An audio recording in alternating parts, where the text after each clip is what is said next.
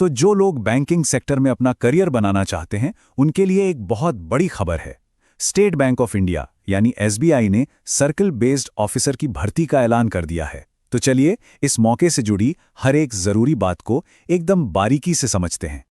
अच्छा, सबसे पहले तो ये देखते हैं कि वैकेंसीज हैं कितनी। और सुनिए, ये कोई छोटी मोटी भर्ती बिल्कुल नहीं है। एसबीआई ने सर्कल बेस्ड ऑफिसर्स के लिए पता है कितने, पूरे 2050 पद निकाले हैं। मतलब ये हाल के समय की सबसे बड़ी बैंकिंग भर्तियों में से एक है। ठीक है, तो इस पूरी प्रक्रिया को ना एकदम आसानी से समझने के लिए हम इन 6 हिस्सों में बात करेंगे। ये मौका कितना बड़ा है, कौन कौन सी तारीखें याद रखनी है, कौन लोग एलिजिबल हैं, नौकरियां कहाँ कहाँ हैं, अप्लाई कैसे करना है, और हाँ, सबसे आखिर में एक फाइनल चेकलिस्ट। चलिए तो सबसे पहले सेक्शन पर आते हैं। ये समझना बहुत जरूरी है कि ये सीबीओ यानी सर्कल बेस्ड ऑफिसर का रोल आखिर होता क्या है और ये मौका इतना खास क्यों माना जा रहा है।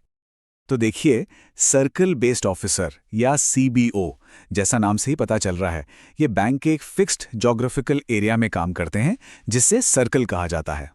और हाँ, इस रोल की सबसे खास बात, मतलब जो सबसे जरूरी है, वो ये है कि उस सर्कल की लोकल भाषा आनी ही चाहिए। ये कंपलसरी है। देखिए, ये सिर्फ एक जॉब नहीं है, ये भारत के सबसे बड़े सरकारी बैंकों में से एक के साथ एक परमानेंट करियर बनाने का, कह सकते हैं, एक सुनहरा मौका है। अरे भाई, एसबीआई में एक पोस्ट मिलना अपने आप में ही एक बहुत बड़ी बात होती है। चलिए अब आते हैं सबसे जरूरी चीज पर, और वो है तारीखें। इन डेट्स को ना कहीं नोट कर लेना चाहिए, क्योंकि एक भी डेडलाइन मिस हुई तो समझ लीजिए ये मौका हाथ से गया। तो पूरी टाइमलाइन एकदम साफ है। एप्लीकेशन शुरू हो रही हैं 29 जनवरी 2026 से, और ये 18 फरवरी 2026 को बंद हो जाएंगी। और एग्जाम वो मार्च 2026 में ही हो सकता है। इसका मतलब साफ है, तैयारी के लिए ज्यादा टाइम नहीं मिलने वाला। ठीक है, तारीखें तो पता चल गईं। अब आता है सबसे बड़ा सवाल कि भाई इस पोस्ट के लिए अप्लाई कौन कर सकता है। तो चलिए अब जरा एलिजिबिलिटी क्राइटेरिया पर एक नजर डाल लेते हैं। जो बेसिक क्वालिफिकेशंस हैं वो काफ़ी सीधी सादी हैं। भारत के किसी भी मान्यता प्राप्त यूनिवर्सिटी से किसी भी स्ट्रीम में ग्रेजुएशन की डिग्री, बस। और हाँ, जैसा कि हमने पहले भी बात की, जिस सर्कल के लिए अप्लाई करना है वहाँ की लोकल भाषा अच्छे से आनी चाहिए, ये बहुत ज़रूरी है। अब अगर उम्र की बात करें तो 31 दिसंबर 2025 को जो मिनिमम एज है वो 21 साल और मैक्सिमम एज 30 साल होनी चाहिए।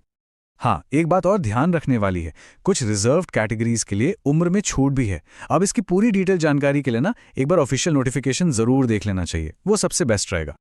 तो मान लीजिए कोई एलिजिबल है, तो अगला सवाल मन में यही आएगा कि ये 2050 नौकरियां आखिर हैं कहाँ। तो अब देखते हैं कि ये पोस्ट देश में कहाँ कहाँ निकली हैं, क्योंकि ये भी तो एक बड़ा डिसीजन होता है ना। वैसे तो ये वैकेंसीज पूरे भारत में हैं, लेकिन कुछ इलाके ऐसे हैं जहां सबसे ज्यादा पोस्ट्स हैं। तो चलिए एक नजर डालते हैं उन टॉप 5 जगहों पर। तो सबसे ज्यादा 337 पोस्ट्स महाराष्ट्र और गोवा सर्कल में हैं। काफी बड़ा नंबर है। इसके बाद उत्तर प्रदेश, पश्चिम बंगाल और कर्नाटक, इन तीनों में ही 200-200 पद हैं।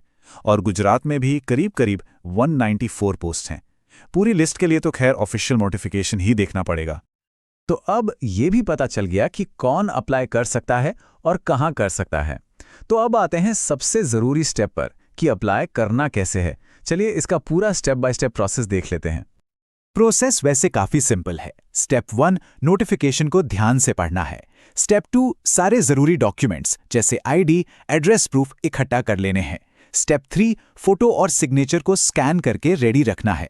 स्टेप 4, ऑनलाइन फॉर्म भरना है। और हाँ, सबमिट करने से पहले हर एक कॉलम को डबल चेक करना है। स्टेप 5, फीस पे करनी है। और स्टेप 6, फाइनल फॉर्म का एक प्रिंट आउट अपने पास जरूर रख लेना है।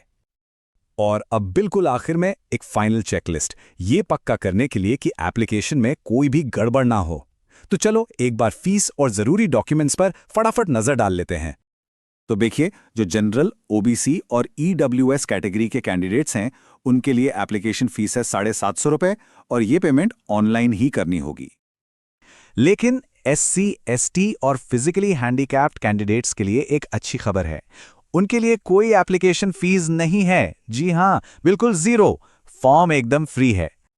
तो बस अप्लाई करने से पहले ये सारे डॉक्यूमेंट्स रेडी रखने हैं। एलिजिबिलिटी का प्रूफ, कोई भी आईडी प्रूफ जैसे आधार या पैन कार्ड, एड्रेस की डिटेल्स और स्कैन की हुई फोटो और सिग्नेचर, ये सब पहले से तैयार होगा ना, तो फॉर्म भरने में बहुत आसानी होगी। और सबसे आखिर में ये सलाह सीधे सीधे नोटिफिकेशन से ही है, जो समझ लीजिए कि पूरी प्रक्रिया का निचोड़ है। एप्लीकेशन फॉर्म सबमिट करने से पहले प्रीव्यू और हर कॉलम को ध्यान से जरूर चेक कर लें। भाई, एक छोटी सी गलती भी पूरा एप्लीकेशन कैंसिल करा सकती है, तो इस बात का खास ध्यान रखना है। तो अब सारी जानकारी सामने है, एलिजिबिलिटी भी पता है और डेडलाइन 18 फरवरी की है। तो अब सवाल ये उठता है कि क्या साल 2026 में बैंकिंग में एक शानदार करियर शुरू करने का ये वही मौका है जिसका इंतजार था? हमारे चैनल को सपोर्ट करने और वीडियो के अंत तक बने रहने के लिए आपका बहुत बहुत धन्यवाद।